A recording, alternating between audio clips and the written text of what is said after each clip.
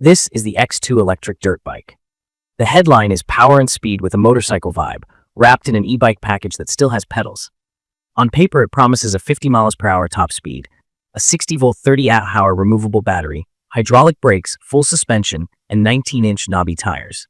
Key features like a 3,000-watt nominal, 6,000-watt peak, rear hub motor, and 120mm suspension travel tell you right away this isn't a casual cruiser. Quick note before I talk through it. I haven't personally owned or ridden the X2. What you're hearing comes from verified owner reports, spec sheets, teardown photos, and direct conversations with riders who live with this bike. I'm sharing how it comes across to me, how I'd set it up, and what I'd watch out for based on that collective experience and my time with comparable high-power hub bikes. The core of the bike is that big rear hub motor. Nominal and peak matter here. Nominal is the continuous power it can handle without overheating, and peak is the short burst you feel off the line. With a claimed 6,000-watt peak and around 113 Nm of torque, the X2 launches hard and pulls on hills in a way entry-level e-bikes simply can't. That torque number, in plain English, is twist at the wheel. More twist equals stronger acceleration.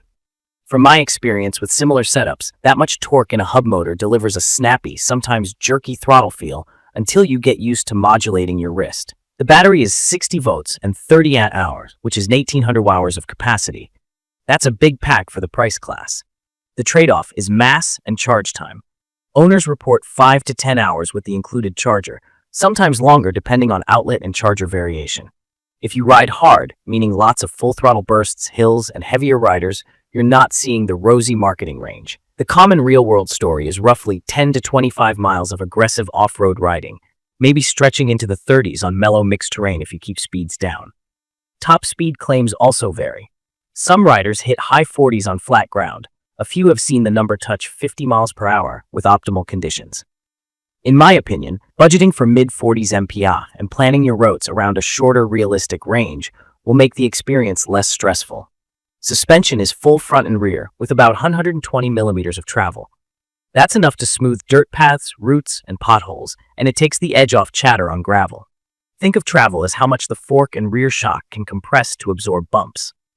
From rider feedback, the X2 feels comfy at pace and much more planted than a rigid frame e-bike when the trail gets messy.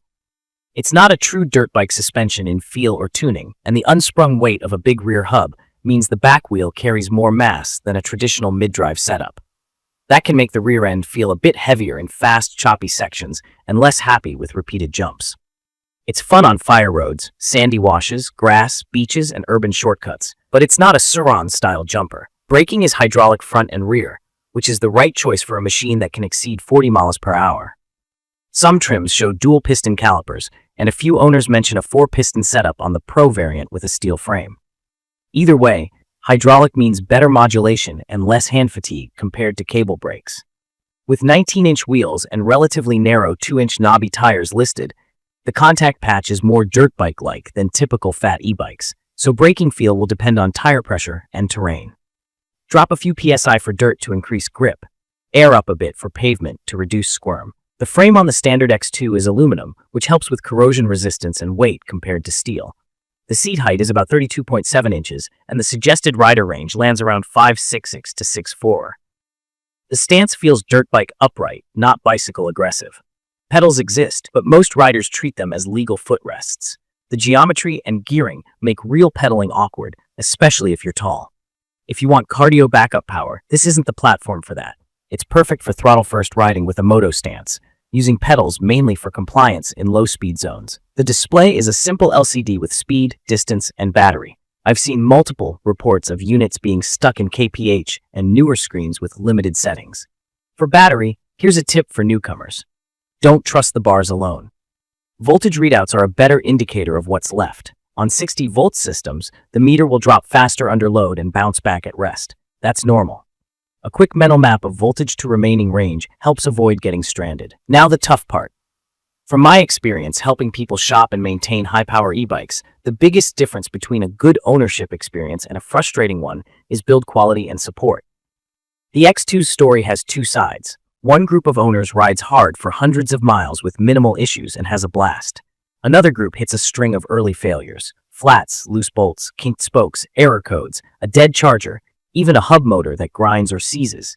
I've seen multiple notes about out-of-box assembly checks being essential. That means torquing critical fasteners, inspecting the wheel build, checking the brake caliper alignment, and setting tire pressure. The bike ships heavy, and shipping knocks things around. Treat your first day with the bike as a safety shakedown. Flats are a recurring complaint. Narrower 19-inch mountain rubber with tubes at this weight and speed is vulnerable. Tire liners, thicker tubes, or sealant can help. Recheck spoke tension after the first few rides. Spokes bed in and can loosen. Keep an eye on rust on hardware in wet climates, and consider dielectric grease on battery connectors to fend off moisture. If you plan to ride mud and puddles, understand that water protection on some units is not perfect around the battery cradle. A little preventative care goes a long way. On support, feedback is mixed and can be slow. If you're expecting white glove warranty response, you may be disappointed. I'd recommend this for riders who are mechanically comfortable or at least willing to learn basic wrenching. If customer service delays or part sourcing hiccups will ruin your week, you should factor that risk into your decision. Legality matters. The X2 has a limited city mode around 28 miles per hour and an unrestricted off-road mode that pushes toward the claimed 50 miles per hour. That second mode is not street legal in many places. Know your local rules and ride respectfully. A machine that accelerates this hard needs full face protection off-road and real gloves at a minimum. In my opinion, the X2's draw is straightforward. Big torque, serious speed, and a dirt bike look without buying an electric motorcycle outright. It's perfect for riders who want a throttle-heavy trail ripper for open lots, rural routes, sandy tracks, and weekend exploring. The riding position is relaxed, the suspension makes rough paths feel easy, and the power-to-dollar ratio is strong. From my experience with hub motor platforms, handling is stable at pace, but less playful in the rear over repeated hits compared to mid-drive bikes, and the weight over the back wheel is noticeable when you start pushing jumps. If you're new to this kind of machine, a few simple definitions help. Nominal versus peak power. Think cruise versus burst. Torque. How hard it twists the wheel for launch. Unsprung weight. The mass. The suspension has to control below the springs. More unsprung weight makes it harder for the suspension to keep that wheel glued to uneven ground. Those three ideas explain most of how the X2 feels. I'd recommend this for tinkerers and power-hungry riders who aren't scared of a wrench, and who can accept that range depends on speed and terrain. If you need a daily commuter with low upkeep and predictable support, this may not be your match.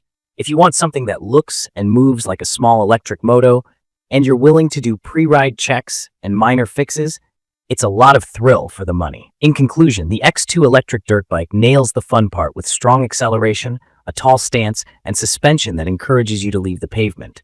The trade-offs are real. Realistic range is shorter than the claim when ridden hard, quality control can vary, and support can be slow. Go in with eyes open, plan a careful setup day, upgrade tubes, or add sealant, and it can be a blast. If you want a refined plug-and-play experience, there are safer bets at higher price points, often with mid-drive motors and better long-term support. If you're chasing that raw, throttle-happy rush on a budget, the X2 makes a loud case for itself. If this video helped, please subscribe and drop your questions or your own experience in the comments. Thank you for watching.